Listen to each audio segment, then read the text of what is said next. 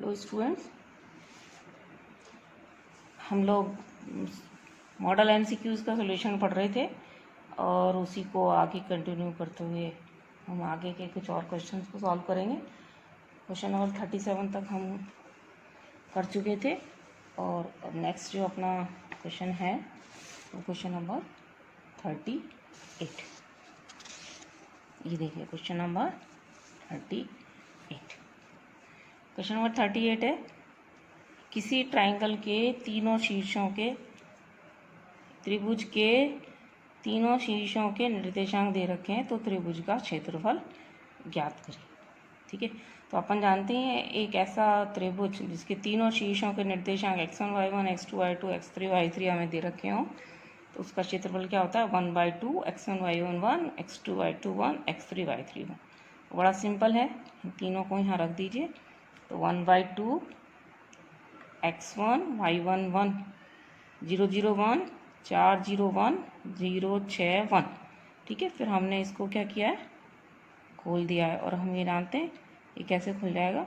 हमने इसको first row से खोला है तो 1 into 4 minus 6 sorry 4 into 6 minus 0 तो 24 माइनस 0 और ये आपका हो जाएगा आंसर 12। तो ये आ रहा आंसर 12।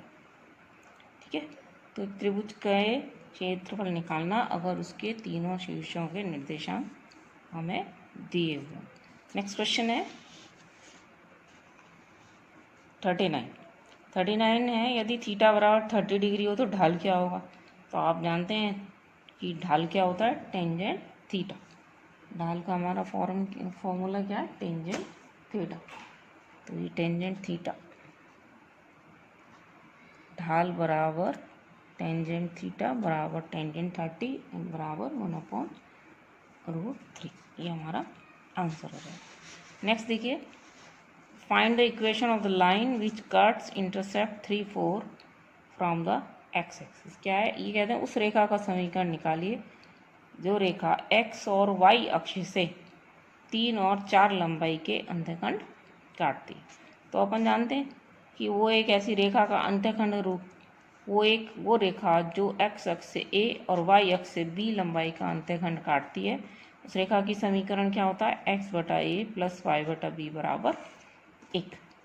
ठीक है, तो हमें दे रखा है a बराबर कितना है 3, x अक्ष पर अंतःखंड है 3 और y अक्ष पर अंतःखंड है 4, इसलिए रेखा का समीकरण क्या रहेगा x/3 प्लस y/4 बराबर 1।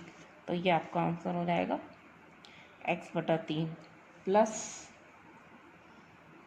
y/4 बराबर 1। ठीक है, तो ये हमारा था क्वेश्चन नंबर 40। और अब देखिए ये क्वेश्चन नंबर 41। क्वेश्चन नंबर 41 देखिए, यदि किसी त्रिभुज के कोने शीर्ष 2 1 5 3 -1 3 हो तो त्रिभुज का केंद्रक निकालें। ये शीर्ष होना चाहिए त्रिभुज के कोने, मतलब शीर्ष से है यहाँ पर वर्टिसेस ऑफ ए ट्राइंगल। तो एक त्रिभुज के तीनों शीर्ष दे रखे हैं और हमारे पास एक सूत्र है कि किसी त्रिभुज के तीनों शीर्षों के निर्देशांक अगर हमारे पास हों तो उसके केंद्रक या सेंट्रॉइड के जो निर्देशांक होते हैं वो क्या होते हैं, x1 plus x2 plus x3 upon 3 y1 plus y2 plus y3 upon 3। यानी कि त्रिभुज के जो शीर्ष हैं इनके x निर्देशांकों को तीनों को जोड़ के बटा 3 कर दें और तीनों y निर्देशांकों को जोड़ के बटा 3 कर दें तो ये हमारा क्या रहेगा। तो हमने यानी किया 2 + 5 - 1 बटा 3 और 1 + 2 + 3 बटा 3। तो ये आपका आंसर आ गया 2 2। ये आ रहा है हमारा 2 2। ठीक है, तो किसी त्रिभुज के तीनों शीर्ष के निर्देशांक हमको दे रखे हों तो हम केंद्रक के निर्देशांक निकाल सकते हैं इस फॉर्मूले की सहायता। ठीक है, नेक्स्ट देखिए ये क्या हमारा फॉर्मूला, इस फॉर्मूले की सहायता से हम तीनों शीर्षों के निर्देशांक दे रखे हों तो केंद्रक के निर्देशांक निकाल सकते हैं। नेक्स्ट है हमारा कि 2 बिंदुओं से गुजरने वाली रेखा का समीकरण निकालिए। 2 बिंदु हमको दे रखे हैं 3 3 7 6। इन दोनों बिंदुओं से गुजरने वाली रेखा का समीकरण ज्ञात करो। ठीक है, सीधी रेखा मतलब सरल रेखा का समीकरण ज्ञात। तो दो बिंदु हैं 3 3 7 6। तो ये भी हमने क्या किया, सूत्र लिखा है आपको, ये सूत्र लगाया हमने 2 पॉइंट फॉर्म, दो बिंदुओं से गुजरने वाली रेखा का समीकरण। तो दो बिंदुओं से गुजरने वाली रेखा है हमारी ये y-y1, y2 y1, x2 x1, x x1। तो किसी भी एक पॉइंट को x1 y1 दूसरे को x2 y2 ले सकते हैं हम। तो हमने इसको मान लीजिए x1 y1 लिया, x को x2 y2 लिया, तो आ जाएगा y-3, ठीक है।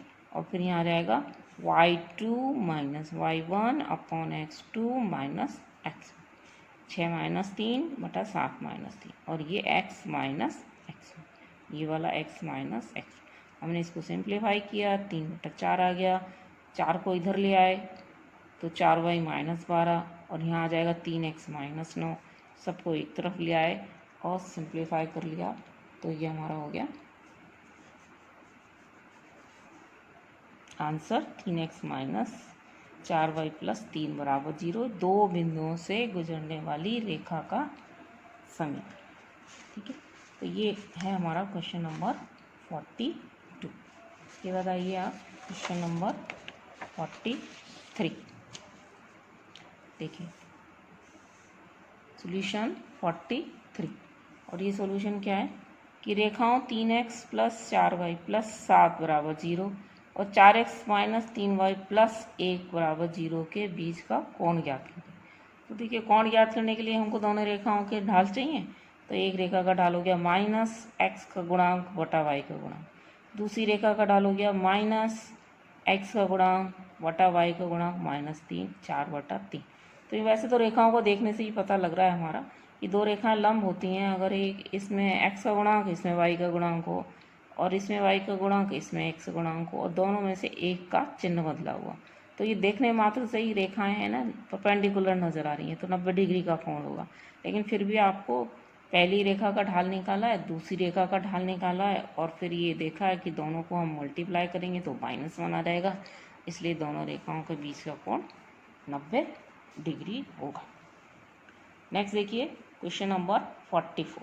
क्वेश्चन नंबर 44 क्या बोलता है कि ये सर्किल दे रखा है हमको, इसका केंद्र निकालिए। वापस सर्किल का क्वेश्चन आ गया, x² + y² - 4x - 6y -12 = 0। तो मैंने आपको पहले भी बताया था, सर्किल की केंद्र निकालना हो, रेडियस निकालना हो, तो हमको क्या करना है कि इसको कंपेयर कर लेना है। तो इसको कंपेयर करोगे तो 2gx 2fy + c = 0 से, तो 2g = -4, 2f = -6 और c = -12, या g = -2, f = -3 और c = -12। भाई केंद्र निकालने में हमें c की ज़रूरत नहीं होती है, लेकिन अगर हमसे रेडियस भी पूछा जाएगा तो हमें c भी ज़रूरत पड़ेगा। तो केंद्र हो जाएगा -g -, और ये हमारा आ गया 2 3, -g कितना हो जाएगा 2, -f कितना हो जाएगा 3।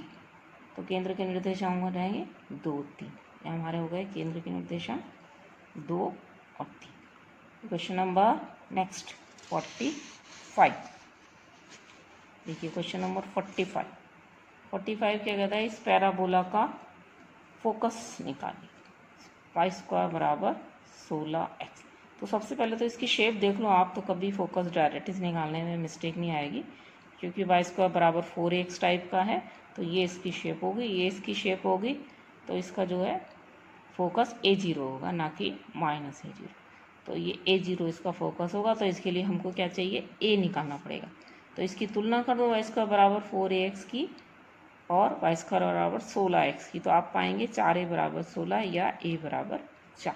इसलिए फोकस के कोऑर्डिनेट क्या हो जाएंगे, A0 से 4 0, ये 4 0, ये हमारे फोकस के कोऑर्डिनेट्स।